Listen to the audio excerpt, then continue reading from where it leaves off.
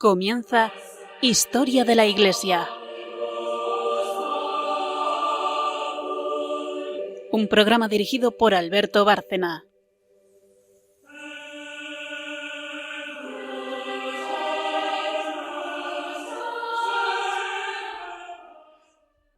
Buenas tardes, María Ornedo. Buenas tardes.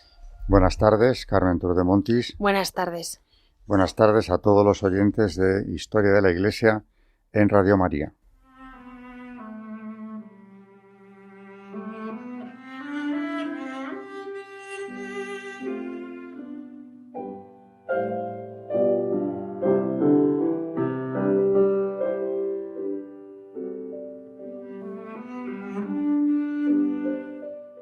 Vamos con el esquema del programa de hoy.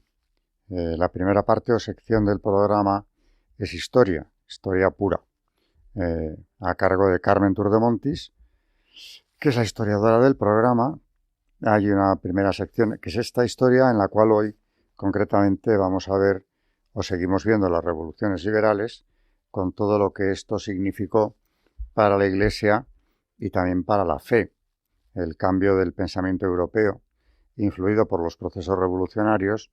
Ya va a ir dejando un pozo, porque no es solamente la francesa, sino todas las que vienen en el siglo XIX.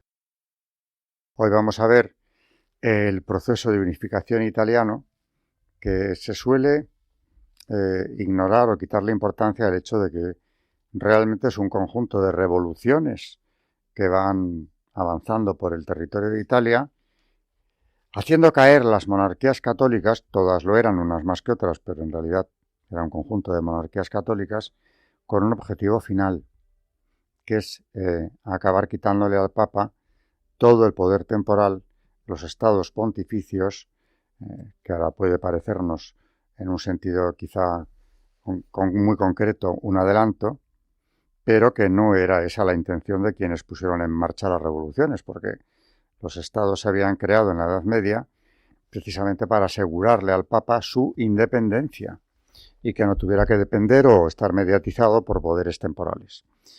Finalmente la revolución o la unificación italiana culmina con la unificación de Italia, pero para entonces ya han desaparecido las monarquías católicas que sustentaban o apoyaban ideológicamente al Papa y en todos los sentidos, y el propio Papa ha quedado reducido a la situación de casi un prisionero exiliado en el Vaticano, porque no le ha quedado ni la ciudad de Roma, que era la capital de sus estados.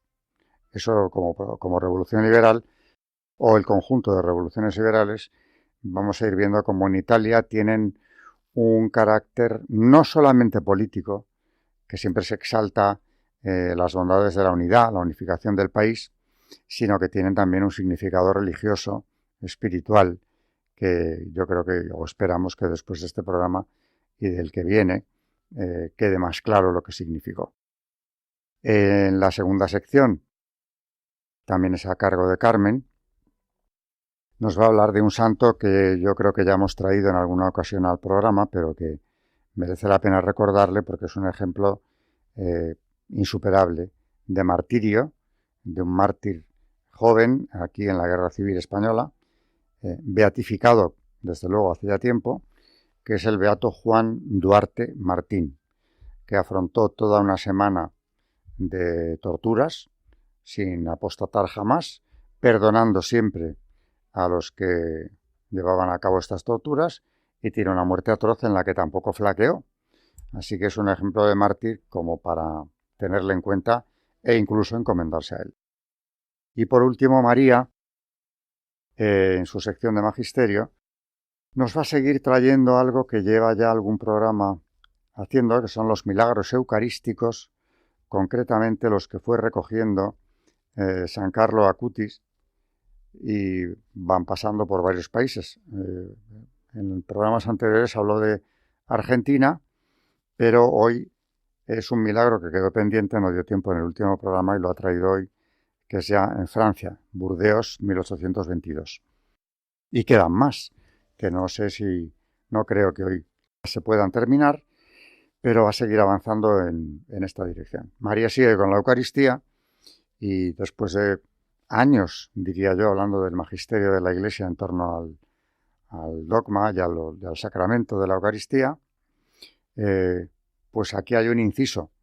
Pero también aquí hay magisterio de la Iglesia, porque en los milagros eucarísticos, el hecho ya de que en el Palacio Apostólico a Rafael, el propio Papa de la época, le encargue reflejar la misa de Bolsena, que es un milagro eucarístico que tuvo un enorme impacto en el mundo católico entonces, es un apoyo, desde luego, muy decidido por parte de la Santa Sede a este milagro y todos los significados que tiene.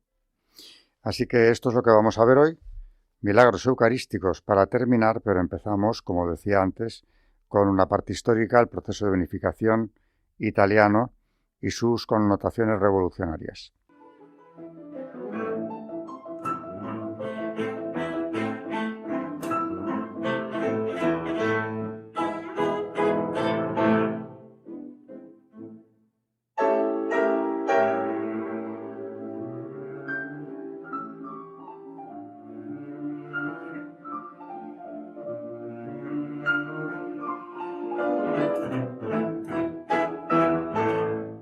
Como decía al presentar el esquema de hoy del programa, Carmen nos va a contar algo sobre el proceso de unificación de Italia. Es larguísimo y daría para muchos temas, pero vamos a ir a lo esencial, que es historia de la Iglesia, y vamos a ver cómo afecta a la Iglesia y, como digo, incluso al pensamiento europeo, concretamente en Italia, porque forma parte de la unificación de Italia de un proceso revolucionario que tiene como trasfondo o como consecuencia el proceso de secularización, que había empezado mucho antes de la unificación de Italia, pero es un paso avanzado, porque ya después de esto la situación del Papa pasa a ser una situación muy precaria que tardará mucho tiempo en resolverse, hasta los pactos de Letrán. Eso ya en el siglo XX, la situación del Papa es una situación difícil, ambigua, y desde luego de pérdida de poder o de presencia en el mundo político, en el mundo del concierto de las naciones, del que también él había formado parte como soberano de un territorio europeo con el que se contaba en los acuerdos internacionales. Por ejemplo, en el Congreso de Viena tuvo también una participación activa, como cualquier otro estado de cierta importancia en Europa, y luego ya, sin embargo, después de la unificación, pues queda, como digo, en cierta medida marginado. No para los millones de católicos del mundo, pero en parte ya entre las grandes potencias, y no todas son católicas, ni mucho menos, pues al Papa se le ha restado protagonismo. Y hay una tensión dentro de Italia que no se va a resolver en mucho tiempo. Esto es lo que nos va a contar a Carmen a continuación en cuanto a la revolución de 1848, porque esa es una revolución europea que afectó a todo el continente. De hecho, es un ciclo revolucionario de los tres grandes ciclos que hubo en el siglo XIX y que en Italia tiene como repercusión principal, que es un poco el punto de partida del que van a irse forjando a base de tres momentos históricos importantes, se va a ir forjando la unidad italiana.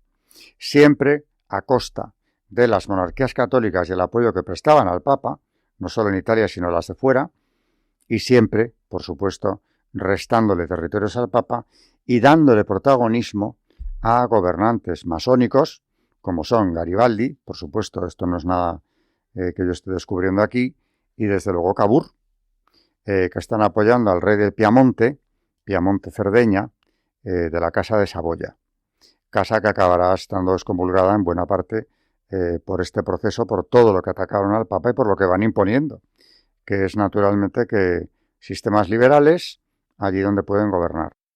Así que esto sería a modo de presentación y Carmen nos lo va a explicar con más detalle, claro. La de 1848 fue una revolución europea, propagada muy rápidamente por las logias. España no la padeció gracias al freno impuesto por Narváez, pero llegó incluso hasta Viena, donde el emperador Fernando I se vio obligado a abdicar en su sobrino Francisco José, que logró reconducir la situación. Pero el veterano Metternich, principal artífice de la restauración, desaparecía para siempre. Su sistema había sido desbordado hacía tiempo. La revolución llegó con fuerza a Italia. Empezaba a prepararse la unificación, encubridora de varios procesos revolucionarios apoyados o dirigidos por la masonería. Uno de sus principales vehículos fue la Joven Italia, movimiento político y revolucionario al tiempo, liderado por Giuseppe Mazzini, que conseguirá crear una red de logias al servicio de la causa en todo el país. Porque Mazzini, por supuesto, era masón, grado 33 en la masonería italiana, alcanzado en la Universidad de Génova, donde estudió leyes. Había sido también carbonario, logrando una total incorporación de esa secta afín a la causa. De hecho, se confundía con la masonería en varios aspectos, y la doble pertenencia no era rara, como ocurría en su propio caso. Aquella trama, extendida por toda la península, había entrado, naturalmente, en los estados pontificios. Estaban, entonces, gobernados por Pío IX, que 2 años antes había condenado la masonería, como ya vimos en su momento, coincidiendo con el comienzo de su pontificado. Lo había iniciado, por otra parte, con una serie de medidas de corte liberal, como la redacción de una constitución y el nombramiento de un gobierno presidido por un laico. Pero para Mazzini y para sus seguidores eso no significaba nada. Solo se conformarían con la desaparición del Estado del Papa. No solamente porque lo considerasen esencial para culminar la unificación italiana, sino sobre todo para conseguir debilitar la autoridad pontificia, en espera de la desaparición definitiva del papado, también en su dimensión espiritual. Al menos para muchos de ellos, este era el fin prioritario. La revolución alcanzó Roma y la joven Italia sentenció a muerte al primer ministro de Pío IX, el conde Pellegrino Rossi. Y no solo por el cargo que éste ostentaba, sino también por haber sido carbonario antes. Un traidor a la secta, por tanto. Avisado del atentado que se tramaba contra él, a la entrada del Parlamento, donde acudiría para inaugurar sus sesiones, solamente dijo: «Yo defiendo la causa del Papa, que es la de Dios. Debo ir y quiero ir». No tenía escapatoria. El presidente de la Cámara, Sturbinetti, perteneciente a la joven Italia, había ordenado retirar los soldados de guardia en la entrada, alegando que su presencia violaba los fueros de la institución. De modo que el asesino pudo actuar sin el menor riesgo. Antes de bajar de su carruaje, Rossi insistía: «Mi causa es la de Dios. Hoy enterraremos la revolución». Blandiendo los apuntes de su discurso, pocos minutos después, se desplomaba en el atrio con el cuello atravesado por un estilete, el arma utilizada por los sicarios de la joven Italia para firmar sus crímenes. Era el 15 de noviembre de 1848.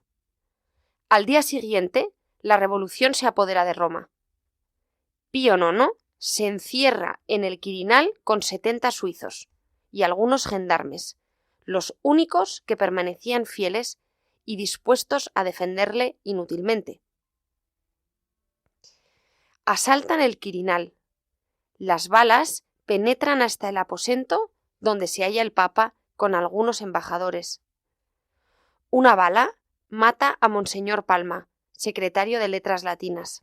Se le impone al pontífice un gobierno formado por los principales colaboradores de Mazzini, un gobierno a la medida de la masonería. «Señores», dice el Papa a los embajadores despidiéndolos, «que el mundo sepa lo que acabáis de ver. He prohibido que en los decretos de este ministerio se empleen las fórmulas comunes. No quiero que se abuse de mi nombre, pues yo no tengo parte en el gobierno. Más que un rey, soy un prisionero». Logró escapar disfrazado con una sotana negra, en un carruaje de la Embajada de Francia. y en Roma, Mazzini, victorioso, proclamaba la República. Esta vez no era por obra de los soldados del Directorio o de Napoleón, eran italianos los que terminaban con el poder temporal de los papas.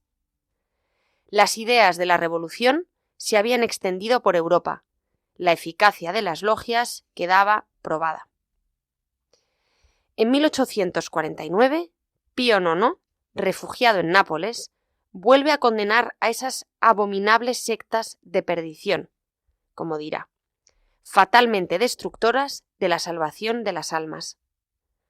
Un viejo argumento de los documentos pontificios que volvía a aparecer: el peligro que representa la acción masónica para la salvación eterna, el más grave, en definitiva, de todos.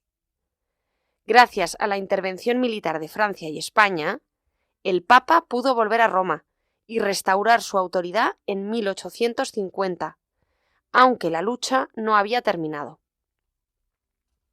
4 años más tarde, volvía a hablar de la masonería con los acentos de siempre. Fue en una ocasión especial. El día antes había proclamado el dogma de la Inmaculada Concepción de la Virgen y se dirigía a una asamblea de cardenales y obispos reunidos con este motivo. Estas fueron las palabras del Papa.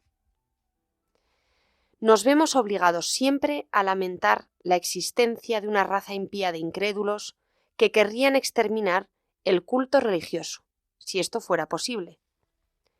Los afiliados a las sectas secretas, que vinculados entre sí por un pacto criminal, no descuidan ningún medio para trastornar a la Iglesia y el Estado mediante la violación de todos sus derechos. Sobre ellos recaen las palabras del Divino Redentor, que dijo: «Sois hijos del demonio y queréis hacer las obras de vuestro padre». Como hicieran sus antecesores, y haría todavía alguno de los que le sucedieron, denunciaba la filiación diabólica de la masonería y demás sectas secretas. Volverá a hacerlo en 1873, llamando a la masonería sinagoga de Satán. Como buen conocedor de la misma, no hablaba en sentido figurado. Eran demasiadas referencias y demasiado explícitas al príncipe de las tinieblas. En 1863 denunciaba el sincretismo masónico en otra de sus encíclicas. Y un año más tarde confirmaba además todas sus anteriores condenas en el Sílabus, donde anatemizaba la absoluta autonomía de la razón, el naturalismo religioso, el indiferentismo, el materialismo y la defensa del divorcio. Los amargos frutos de la secta masónica: rechazo de la ley natural, relativismo, desprecio de la revelación, ataque a la familia, y etcétera, etcétera. Rechazaba también, en la última proposición del documento, el pretendido deber del romano pontífice de reconciliarse con el progreso y la civilización moderna, que hizo rasgarse las vestiduras a los críticos liberales y enardeció el entusiasmo de los católicos tradicionales. Al condenar el liberalismo, estaba condenando el sistema político que había propiciado el desmoronamiento de la sociedad cristiana, poniendo fin al proceso abierto durante la Ilustración. Eran los nuevos dogmas de lo que aún no se llamaba corrección política, los disolventes principios filosóficos de la masonería, encubridores de sus verdaderas creencias religiosas, lo que Pío IX estaba condenando. Coincidía toda la denuncia contenida en el Sílabus con las que pueden encontrarse en cualquiera de las condenas pontificias contra la secta. Paradójicamente, la guerra franco-prusiana significó el final de los estados pontificios. Al verse obligado Napoleón III a retirar la guarnición militar que mantenía en Roma, garante de la independencia papal, las tropas italianas se lanzaron al asalto. El 20 de septiembre de 1870 atacaron la Porta Pía y el Papa dio orden de no presentar resistencia. Así quedaba reducido al Vaticano, mientras Víctor Manuel II tomaba posesión de la ciudad y se instalaba en el Palacio Pontificio del Quirinal. Un Bonaparte, sobrino de Napoleón y José, había sido el último defensor temporal del papado. El defensor también de la idea de una Italia confederada presidida por el pontífice. Napoleón III, vástago de tan masónica familia, mantuvo la masonería francesa bien sujeta pero tolerada, exceptuando a la clandestina, de la que ya hablaremos en otra ocasión. Sin embargo, por más que pesaran en su ánimo otras razones de estrategia internacional, fue el último soporte del milenario estado del Papa que su tío Napoleón llegó a suprimir en 1808. Así, 1870 significaba el triunfo definitivo de la tríada masónica que llevó a cabo la unidad italiana: Mazzini, Cavour y Garibaldi. Así, un rey masón ocupaba ahora la vieja capital de los papas. Las dinastías históricas, salvo la saboyana naturalmente beneficiaria de la operación, apoyos seculares del catolicismo habían sido barridas una tras otra de la península. Durante la unificación italiana, el combate entre las dos ciudades tuvo momentos de visibilidad cegadora. El asalto al Quirinal en 1848 fue uno de ellos, y en 1870 el combate de Porta Pía otro.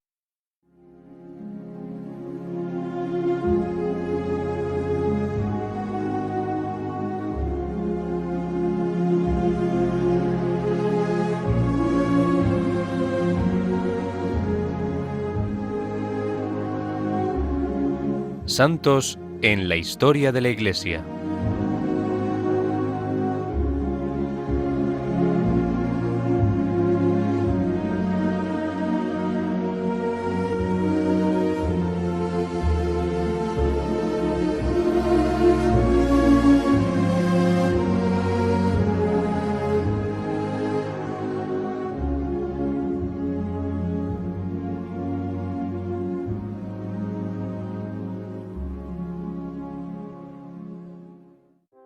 Como dije al presentar el esquema de hoy, Carmen nos trae un santo mártir de la Guerra Civil Española, el beato Juan Duarte Martín, que no quiero repetirme lo que ya dije en la presentación, pero para quien no haya llegado a tiempo, pues es un exponente, desde luego, impresionante de lo que un mártir es y de cuál es el talante con el que recibe la muerte y cuál es el espíritu con el que afronta no solo la vida eterna, sino todo lo que le tiene, todas las torturas, todo el sufrimiento que tiene que pasar antes de morir. La muerte de Juan Duarte Martín, o mejor dicho, todo su martirio, dura más de una semana. Y durante esa semana no flaquea nunca, ni deja de perdonar hasta el final. Bueno, de estos detalles verdaderamente duros y a la vez admirables, es de lo que nos va a hablar Carmen hoy.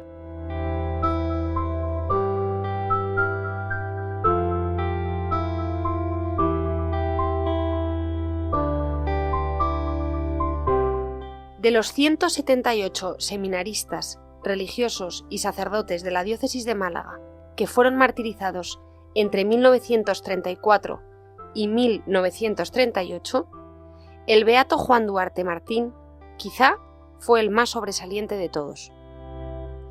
Nació en el pueblo de Junquera, en Málaga, el 17 de marzo de 1912 y fue martirizado en Alhorá, Málaga, el 15 de noviembre de 1936, con tan solo 24 años.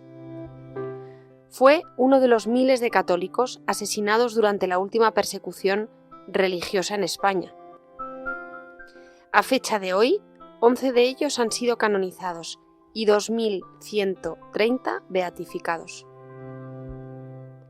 El 28 de octubre de 2007, el Papa Benedicto XVI lo beatificó en Roma, junto a otros 496 mártires de aquella persecución. A los 3 días de nacer, fue bautizado en la parroquia de la Encarnación de Junquera, donde recibe la primera comunión a los 8 años, y poco después la confirmación de manos del obispo y santo don Manuel González. De la recepción de estos sacramentos no hay partidas, porque el archivo parroquial fue totalmente destrozado en el año 1936. Las hojas de sus libros sirvieron para envolver los productos que se compraban en la iglesia, que se convirtió en un economato por los milicianos. El templo parroquial se encuentra cerca de la que fue su casa, en la calle Adelante, número actual 19, hoy calle del Seminarista Duarte. Ha sido convertida en el Museo de la Casa de Juan Duarte, y en ella se conservan fotografías de sus familiares, mobiliario, ropa y enseres de Juan. Se visita incluso el zulo que estaba en la cocina, que utilizó para esconderse y que le preparó su padre cuando arreció la persecución. Su familia, de condición humilde, estaba formada por su padre Juan, su madre Dolores y 9 hermanos más. Juan era el cuarto. A los 13 años, Juan ya tenía claro que el Señor lo llamaba para ser sacerdote. Pero existía el problema de los escasos recursos económicos que sus padres tenían para sufragar los gastos de sus estudios. Aún así, confiaba en la providencia y le decía a su padre, miembro veterano de la adoración nocturna: «No se preocupe, padre, pues el Señor le va a ayudar». Y así fue. Ingresó en el Seminario Menor de Málaga en el curso 1925-1926. En el seminario fue recibido por el rector, el también beato y mártir en la misma persecución, Enrique Vidaurreta, y por un excelente director espiritual, el padre Soto. Días después fue presentado al entonces obispo de Málaga, San Manuel González, quien supo ir descubriendo en aquel joven a un seminarista ejemplar. Juan era alegre, valiente, inteligente, servicial, piadoso y bondadoso con sus compañeros, y sobre todo con un gran amor a la Eucaristía y a la Iglesia. Inteligente y estudioso, fue aprobando siempre con las máximas calificaciones. Cuando volvía a su pueblo para las vacaciones, ayudaba a su familia en las labores del campo y dedicaba las tardes a estudiar y a dar catequesis a los niños. Del apostolado de Juan brotó la vocación de un seminarista yunquerano llamado Miguel Díaz Jiménez, que, como veremos, también murió mártir. En los últimos cursos de estudios se le encomendó ser prefecto de los seminaristas menores. Solía decir que cuando fuera sacerdote quería irse a las misiones. Después de la quema de iglesias y de conventos en Málaga, en la noche del 11 de mayo del 31, su padre le pidió que aplazara su vuelta al seminario hasta que la situación política se normalizase. Pero Juan fue de los valientes que volvieron al seminario, dispuestos a emprender aquella nueva etapa, y huérfanos de su obispo tan querido, don Manuel González, y con muy escasos recursos económicos. En 1935, tras recibir el subdiaconado, le escribió a don Manuel González: «El corazón de Jesús se ha dignado regalarme con el don más preciado de su corazón divino, y dándome por esposa a su iglesia, esposa suya predilecta, admitiéndome al sagrado orden del subdiaconado.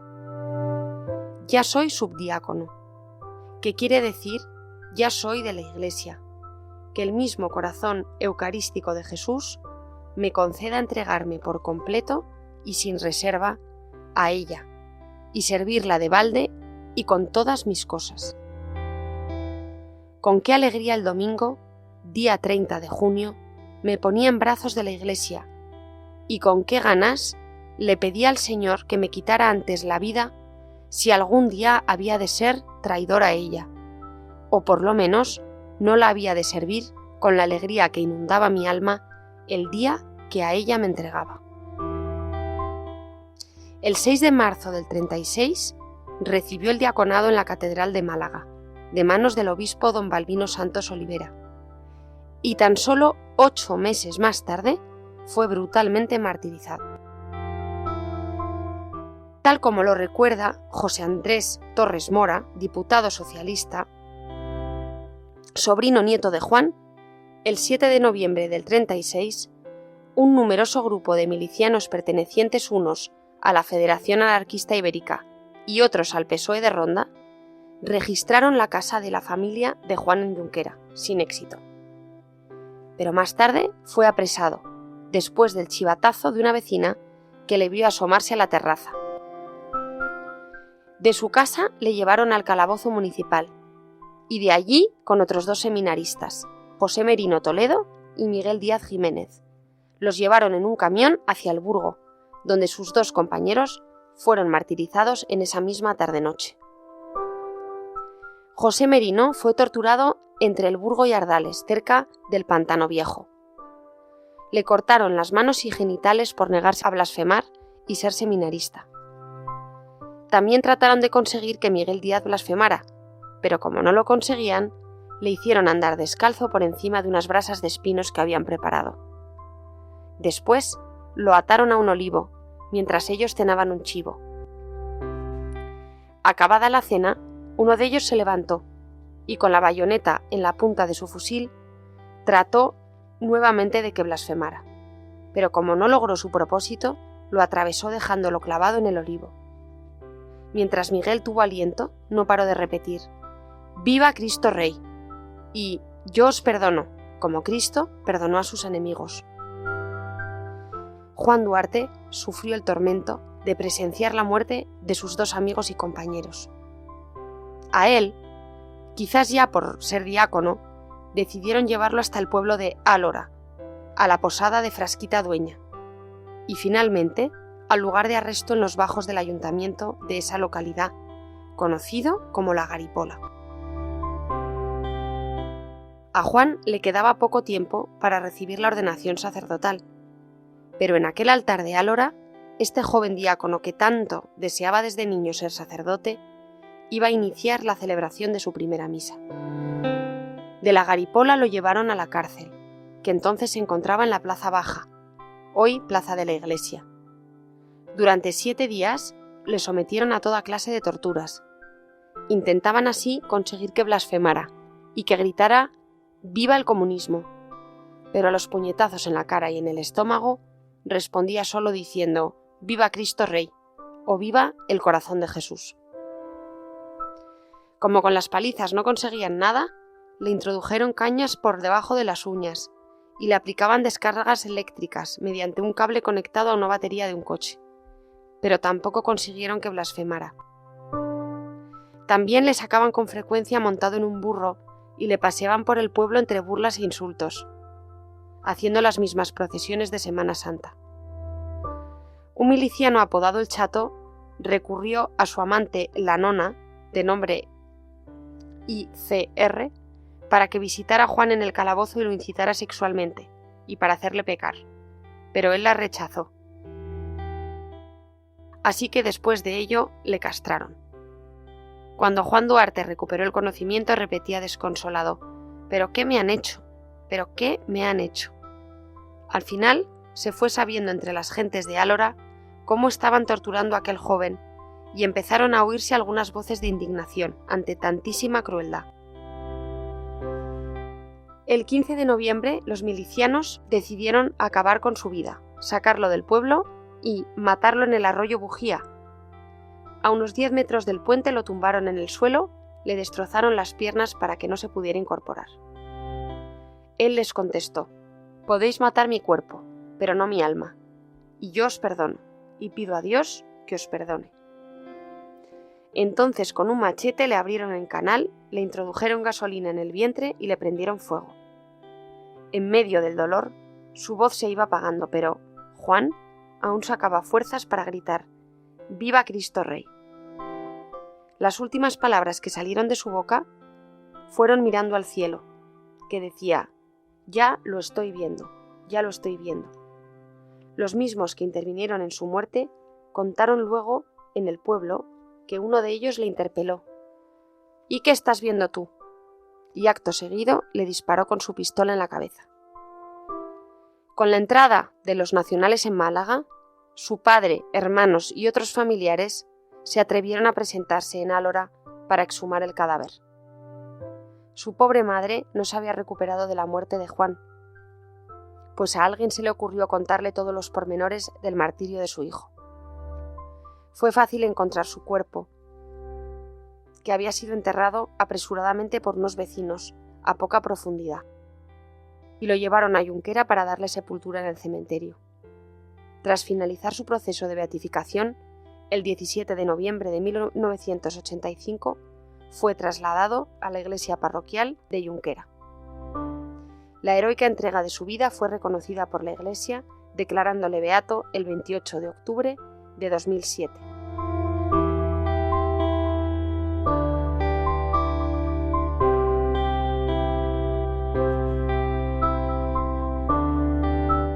Como decía al presentar esta sección, es un ejemplo perfecto de lo que es un mártir y de lo que debe de ser, ¿no? Perdonar durante una semana todo lo que nos ha contado Carmen que le fueron haciendo, desde luego requiere una asistencia del Espíritu Santo fuerte. Es un don de Dios, el martirio hay que verlo así porque es lo que es, y desde luego consta de la causa, comprobado todo esto que ella nos ha contado, que así fue. Y por tanto, pues no hay duda alguna de que Juan Duarte Martín pasó directamente de esta vida al cielo ese mismo día en que le abrieron en canal y terminaron todo este suplicio verdaderamente espantoso, ¿no? Y ahí le tenemos. Yo creo que es un santo o beato como para encomendarse a él después del ejemplo impresionante que dio en vida y luego ya en la época con los días de su tormento, ¿no? Y con esto pues pasamos ya enseguida a la tercera y última sección del programa, en la que María, como dije antes, hablará de milagros eucarísticos.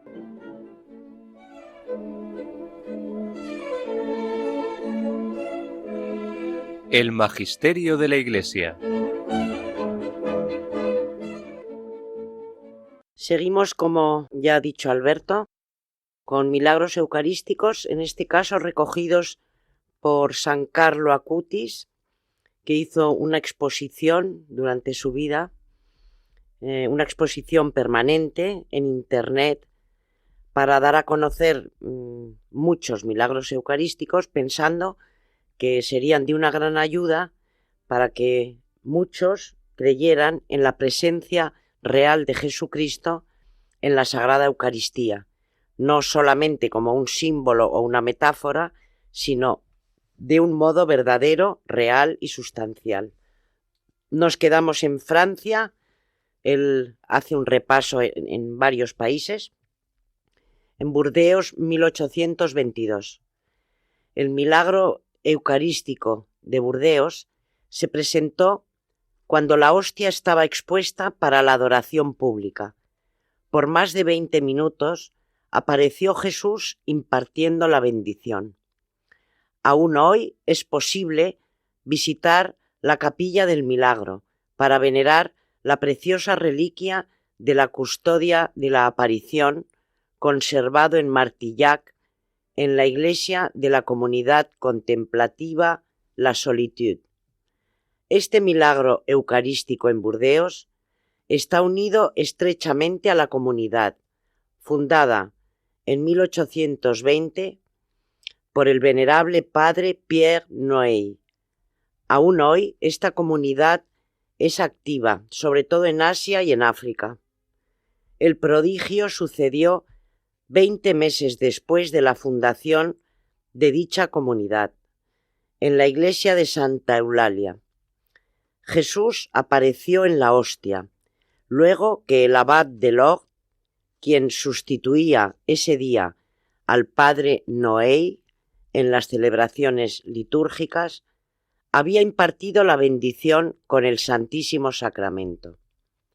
Numerosas personas pudieron contemplar por más de 20 minutos la aparición de Jesús, que bendecía a través de la hostia expuesta para la adoración pública.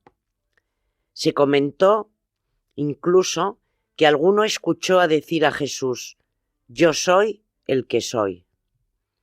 Este hecho fue aprobado por las autoridades eclesiales, entre ellos el arzobispo de Burdeos, quien escuchó personalmente los testimonios de los fieles que asistieron al prodigio. Es posible visitar actualmente la Capilla del Milagro para venerar la preciosa reliquia de la custodia de la aparición. Isla Martinica, 1902. En la mañana del 8 de mayo de 1902, el volcán de la montaña Pelée erupcionó. La lava llegó inmediatamente a la ciudad de Saint-Pierre, destruyéndola. En cambio, ese mismo día, el pueblo de Morne-Rouge se salvó milagrosamente, aun cuando estaba a las faldas del volcán. El hecho prodigioso fue acompañado con la aparición de Jesús y de su Sagrado Corazón en el Santísimo Sacramento expuesto para la adoración pública. Fueron muchos los testigos que pudieron asistir al prodigio. El 8 de mayo de 1902, fiesta de la Ascensión, el volcán de la montaña Pelée comenzó a erupcionar arrojando lava y cenizas. La población de Morne-Rouge, muy devota al Sagrado Corazón de Jesús, se dirigió inmediatamente a la iglesia parroquial para implorar a Nuestra Señora de Bonne Délivrance la salvación del pueblo ante la catástrofe inminente. Ante el peligro, muchos buscaron la reconciliación acudiendo a la confesión. El párroco, padre Meri, impartió la absolución general a todos los fieles, distribuyó la Santa Comunión y expuso el Santísimo Sacramento para la adoración pública. Luego, en un momento, una mujer gritó: «El Sagrado Corazón de Jesús está dentro de la hostia». Muchísimas personas fueron testigos de la aparición de Jesús en la hostia que mostraba su Sagrado Corazón coronado de espinas.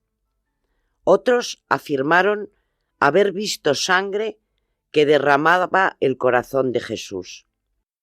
La visión duró muchas horas y cesó solo cuando la custodia fue reservada en el tabernáculo. El 8 de mayo, el pueblo fue salvado de la furia devastadora del volcán, y este hecho ayudó a que la población se reconciliara con Dios y recibiera los santos sacramentos para poder así morir en gracia de Dios. El 30 de agosto del mismo año, una violenta erupción del volcán destruyó el pueblo de Morne-Rouge.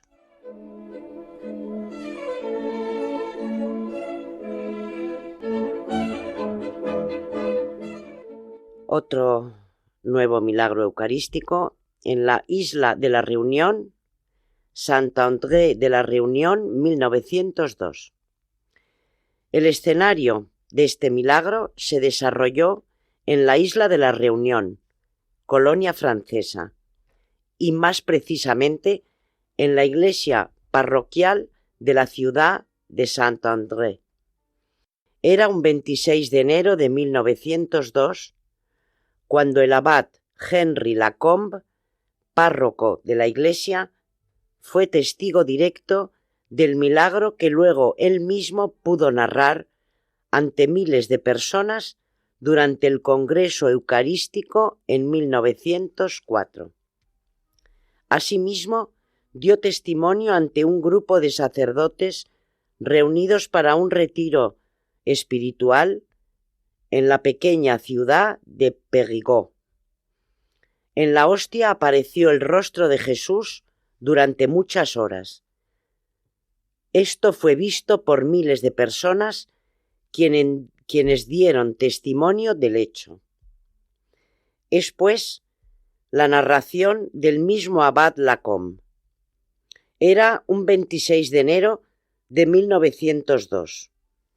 Celebramos la fiesta de la adoración perpetua, las 40 horas, y el Santísimo Sacramento había sido expuesto en el tabernáculo. Comencé la misa. Luego de la elevación, en el momento del Padre Nuestro, mis ojos se elevaron hacia la hostia y vi una aureola luminosa que circundaba los rayos de la custodia. Continué recitando las oraciones de la misa, llegando a dominarme, porque sentía una fuerte turbación en el alma. En el momento de la comunión, miré de nuevo la custodia. Esta vez vi en la hostia un rostro humano, con los ojos hacia abajo y una corona de espinas en la frente. Aquello que más me conmovió fue la expresión dolorosa reflejada en el rostro. Las pestañas de los ojos eran largas y delgadas. Traté de disimular ante los presentes la inquietud que se agitaba dentro de mí. Concluida la celebración, me dirigí a la sacristía y mandé llamar a los chicos más grandes del coro. Pedí que fueran al altar y observaran atentamente la custodia. Ellos regresaron corriendo y me dijeron: «Padre mío, vemos la cabeza de un hombre en la hostia. Es nuestro buen Dios que se muestra». Entendí entonces que la visión era auténtica. Llegó un chico de 16 años, Adam de Villiers, que había estudiado en un colegio en Francia. Le dije también a él: «Entra también tú en la iglesia y mira y observa algo extraordinario en el tabernáculo». El joven estudiante se dirigió al santuario y regresó inmediatamente. Me dijo: «Padre, es el buen Dios que se ha aparecido en la hostia. Veo su rostro divino». Desde ese momento han desaparecido todas mis dudas.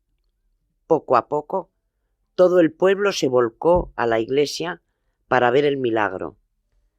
Llegaron también periodistas y gente de la capital, Saint-Denis. El rostro de la hostia se animó de improviso y la corona desapareció. Usé todas las precauciones posibles porque temía el efecto de algún reflejo de luz. Por eso apagué todos los cirios e hice cerrar las ventanas.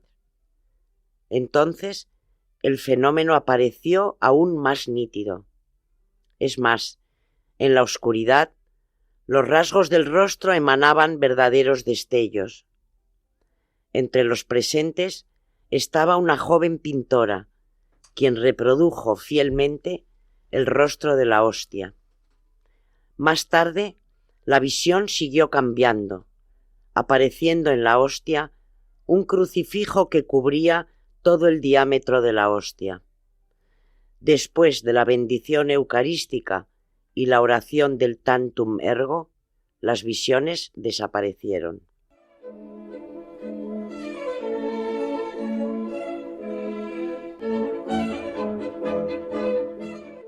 Seguimos con Italia. San Mauro La Bruca, 1969.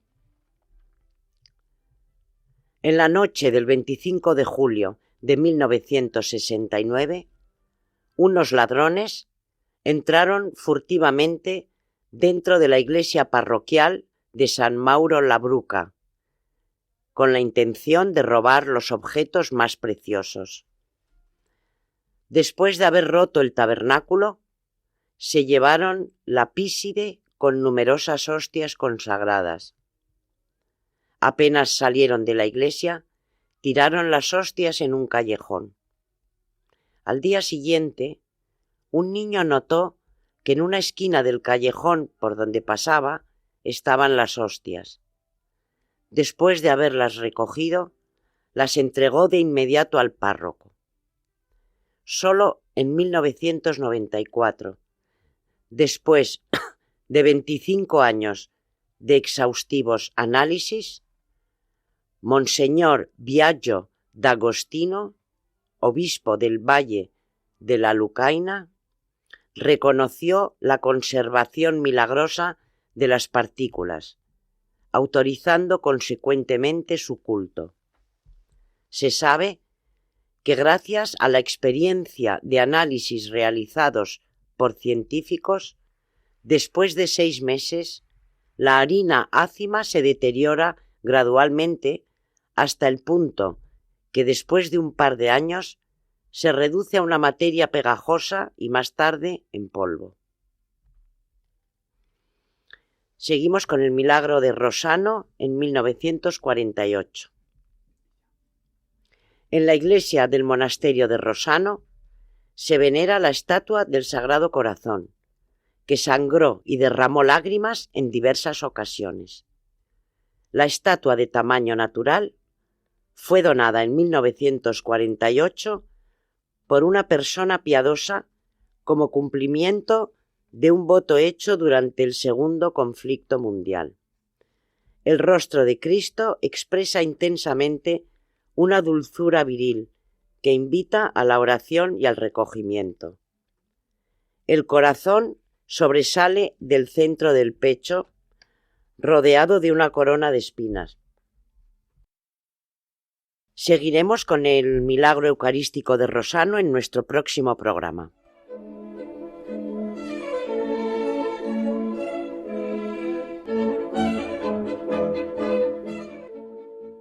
Bueno, con esto lo que María nos está transmitiendo es que los milagros eucarísticos no son algo tan infrecuente, porque solamente en la recopilación que ha traído de San Carlo Acutis ya vamos viendo varios en distintos países y distintas épocas.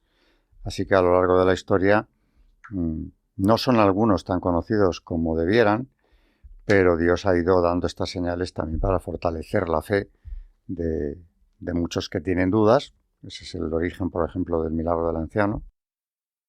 O también cuando ha querido prestar alguna asistencia, como en el caso de la erupción del Mont Pelé, también se ha manifestado, dejando claro que había sido por su misericordia que se había librado al menos una parte de la población, había cesado la erupción del volcán justo a raíz del milagro eucarístico. Quedan más y ya iremos viendo. Y María seguirá con la Eucaristía tanto en magisterio como en documentos varios de la Iglesia o milagros eucarísticos como lleva haciéndolo ya varias en los últimos programas. Con esto ya nos vamos a despedir. Buenas tardes y gracias, María Ornedo. Muchas gracias. Buenas tardes y gracias, Carmen Turdemontis. Buenas tardes. Y recordar a nuestros oyentes el correo del programa historiadeliglesia@radiomaria.es, historiadeliglesia@radiomaria.es, y que también nos pueden volver a escuchar este y otros programas en el podcast Historia de la Iglesia, en la página web de Radio María y en plataformas como Spotify o Apple Podcast. Buenas tardes a todos nuestros oyentes de Historia de la Iglesia en Radio María.